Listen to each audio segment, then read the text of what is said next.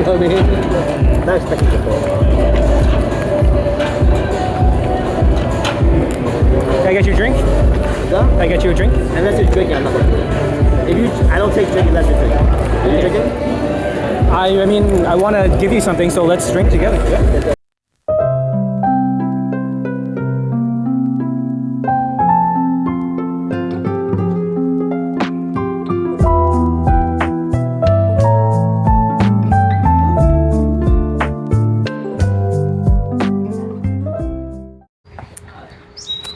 Alright guys, so it's a weekday morning right now, and I have this really kind of awkward schedule today. I have a 2-hour window of free time, and I'm out, but I am close to this place.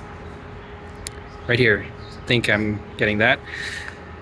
That's River Rock Casino. So I thought I'd pop in and get a short session to share with you guys.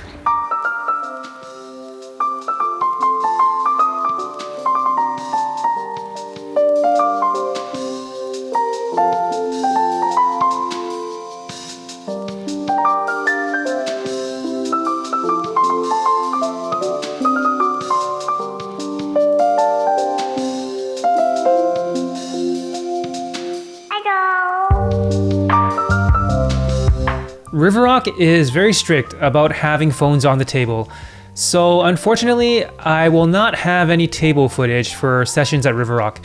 Since this session was so short, there weren't that many interesting spots to share, and with no footage anyways, I didn't bother documenting the hands, except for this one that I'll be breaking down. Overall, it was not a good session. I had a few good hands, I ran into better hands, always a recipe for disaster. Looking back, I'm actually surprised I didn't lose more than I did. You will see the results shortly. Anyways, this hand I pick up Jack 8 of diamonds at the hijack position. The low jack limps, and I raise it to $15 to pick up the dead money or isolate. The cutoff calls, and everyone else folds. It's heads up into a flop of 7-6-3 with 1 diamond. The flop's range is better for the villain, but I do have backdoor straight and flush draws, and this low dry type of board should be one that doesn't connect with most people in a single raise pot. I decide to c-bet to try and take it down now, or potentially double or triple barrel. I can still rep over pairs and random high cards if good scare cards come. I bet $15. The villain calls. The turn is a 9 of diamonds. This gives me a lot of additional equity, so a second barrel is imminent. I bet $40. The villain calls. Now, I'm looking for a river that hits my draw, or one that is a good scare card to bluff with. The river is a 6. I miss everything. I just need to decide if I should pull the trigger for the third barrel.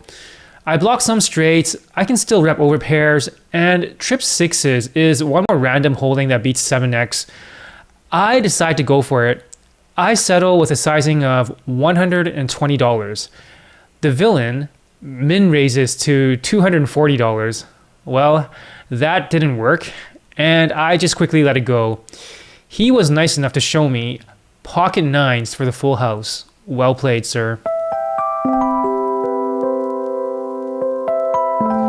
Alright, just finished my session at River Rock. Super short. I don't even know if I played 2 hours, but yeah, not a whole lot to share. I recorded one hand, which I think is the most interesting one, which I'll be reviewing with you guys, but basically it's the one where I tried a triple barrel bluff that didn't go through and just ran into a full house basically. Yeah, I ran into sets a couple times, and also had a cooler hand where I lost with a straight to a higher straight. So that's pretty much it. And yeah, my results will be showing right here, and that would bring my total bankroll to this number you see right here. That's it. Hope you guys enjoyed. Later that night, I head to Parq, Vancouver for another 1-3 session. There was a DJ playing music and some people were really enjoying themselves. It was a good vibe for good action at the tables, and that is exactly what we get this session.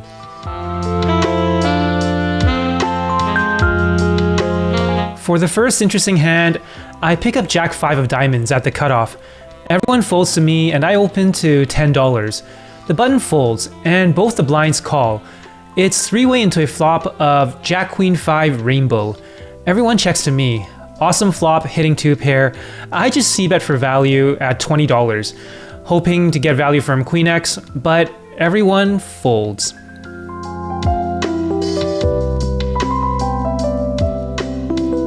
This hand, I pick up pocket queens at under the gun. I open to $10, +1 hijack and the small blind calls. It's four-way into a flop of 8-5 ace with 2 clubs. Everyone checks to the hijack, who bets $15. The small blind folds. The ace on board is not a great card, but seeing that this could just be an in-position bet, I call with a pretty under-repped hand. +1 folds. The turn is an offsuit 10. I check again. The villain now bets $40. At this point, the villain doesn't slow down and I block the club draw, so I decide to lay this one down.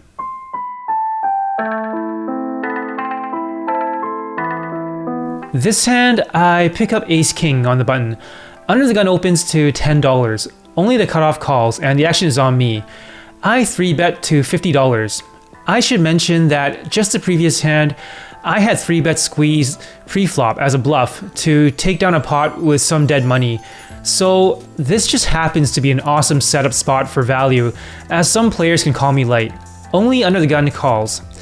It's heads up into a flop of king 4 with 2 spades. The villain checks. Amazing flop.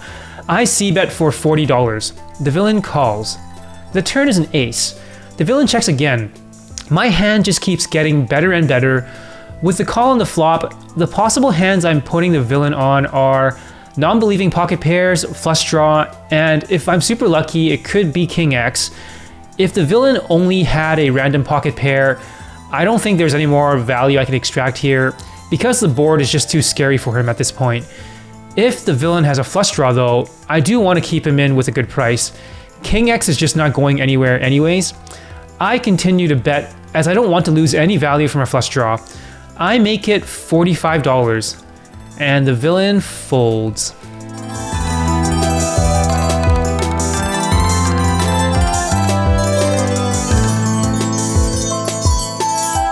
This hand, I pick up pocket jacks in the small blind.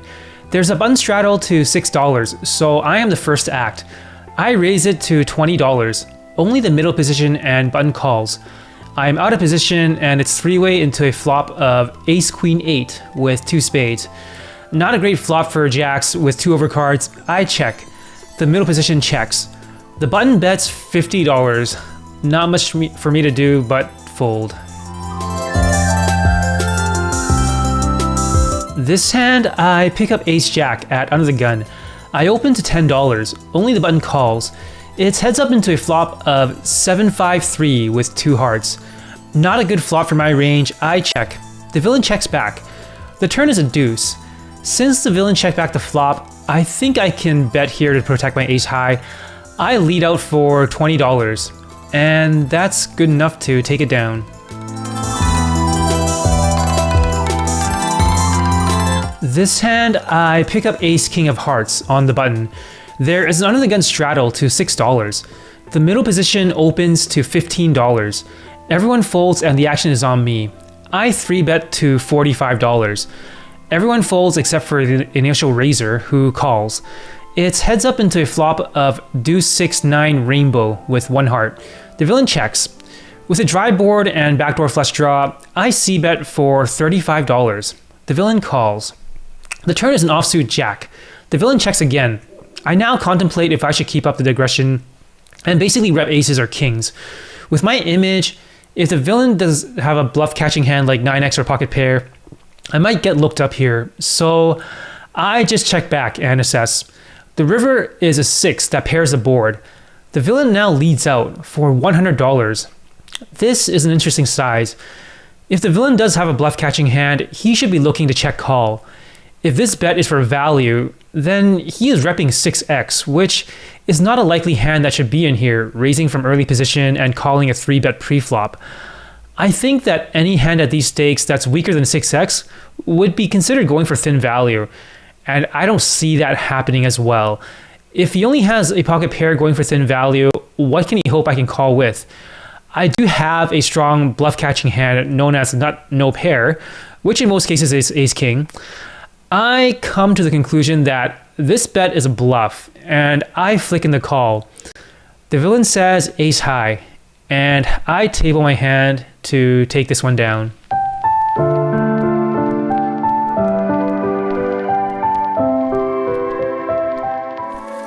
This hand I failed to capture, so we'll be switching views.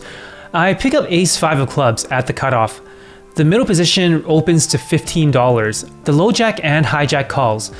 With my hand in position, I think it's not a bad spot to go for the squeeze. I raise it to $65, mainly hoping to take this one down pre-flop. The button folds, the small blind folds. The big blind goes all in with his short stack. The middle position decides to 4-bet to $135. Not exactly what I was looking for. The low jack gets out of the way. The hijack 5-bet jams all in. Well, that's a waste of $65. I fold. But I'm going to show you guys how it all plays out because I have a feeling you might be surprised. The middle position calls. It's a 3-way all in. The run out is 7-8-4, queen, and deuce. The big blind shows 9-6 suited. The middle position tables pocket kings. The hijack tables queen 10 offsuit. And that's how I know this is a good game. This hand, I pick up 5-4 of spades in the low jack position. The middle position opens to $20. This is the same guy that 5-bet jammed with queen 10 off, and has been opening to $20 quite frequently. Directly in position against him, I have been calling a lot with any hand that can peel a flop, including this one. The button and small blind also joins as everyone else folds. It's 4-way into a flop of 5-5-6 with 2 hearts. The action checks to me. Awesome flop hitting trips. I bet $30, looking for value from any draws or 2-pair hands. Everyone folds except the middle position, which is great because he is a VIP I want to keep in. The turn is the 4 of hearts. Such a good card for me, giving me the full house and also completing any flush draw as well as straight draws. The villain leads out for $30. This is the type of player who will never fold if he hit any of those draws. So I am only thinking of how to get more chips into the pot.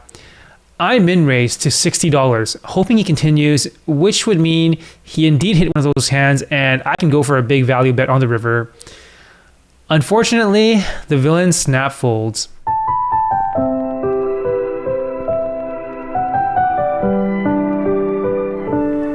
This hand, I pick up pocket queens in the middle position. There is an under the gun straddle to $6. Our VIP opens to $50. I could 3-bet here, but I don't think I need to isolate with this pretty unusually big open sizing. 3-betting here will most likely commit my stack against this player, so with so many players left to act, I cold call first to essentially trap the VIP and proceed cautiously against everyone else, assessing their action. Everyone folds to the straddler, who decides to 3-bet jam all in. The VIP then 4-bet rejams all in. I actually don't even think too long here. Against a VIP who is capable of 5-bet jamming with queen 10 off, I'm not folding my pocket queens against his 4-bet jam, especially with a sizable side pot. I snap call, and we go to a 3-way all-in run out. The board runs 9-5-8-3-3. We table our hands. The VIP has king 10 offsuit. The straddler, who has just proven himself to also be a VIP, shows deuce 7 suited, but gets there with a flush on the river. I think it's safe to say we don't see these kind of hands quite often in a 1-3 game pre-flop all-in. Very unfortunate I did not scoop this one, but I do pick up the side pot, and I ended up pretty much even this hand with a tiny bit of profit. At this point, this table is just off the rails, and I couldn't be happier to find this kind of action at 1-3.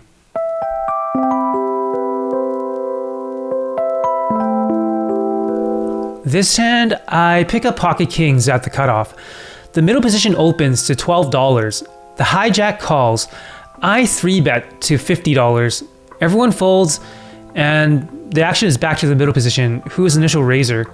He 4-bets to $120. The hijack gets out of the way. Being in position, I could call, but with this table action, and seemingly so many of the players here willing to get it in pre-flop to gamble, I don't see a reason to not get it in here with pocket kings. I go all in. The villain calls.